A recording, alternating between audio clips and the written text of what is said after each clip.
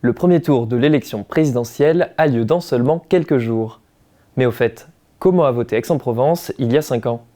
L'élection présidentielle de 2017 avait été très serrée.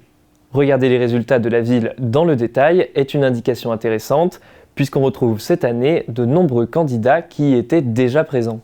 Alors, je vous propose un retour 5 ans en arrière pour découvrir comment on a voté chez vous. Commençons par le premier tour. Lorsqu'on regarde les résultats, on constate une certaine proximité entre les résultats nationaux et ceux de la ville d'Aix-en-Provence. On observe simplement que Marine Le Pen y a fait 7 points de moins qu'à l'échelle nationale, ce qui a bénéficié à François Fillon qui réalise un score de 7 points supérieur. C'est dans le détail que les résultats sont intéressants à observer. Regardons les scores des 4 principaux candidats. Si les scores de l'hôtel de ville sont relativement fidèles au score global de Aix-en-Provence, ceux des QPV, quartiers prioritaires de la ville, sont assez différents. À Corcy, Jean-Luc Mélenchon récolte 36% des voix, quand François Fillon descend à 9%. Au Jas de Bouffan, il rafle encore la mise, 35% à l'école Paul Arène, 39% à l'école des Deux Ormeaux.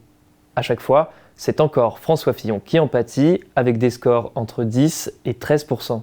A l'inverse, les scores d'Emmanuel Macron et de Marine Le Pen sont relativement stables sur l'ensemble des bureaux de vote. Seule exception, en Cagnane, où un bureau de vote donne Marine Le Pen à 28%. Ainsi, si on tente une cartographie globale du vote, on constate que si François Fillon l'emporte dans le centre, c'est Jean-Luc Mélenchon qui arrive en tête dans les quartiers prioritaires de la ville.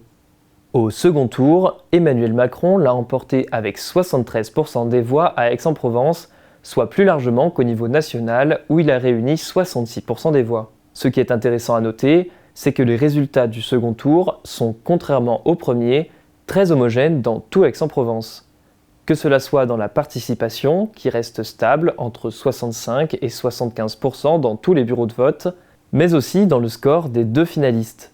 Emmanuel Macron réalise partout entre 70 et 80% des voix.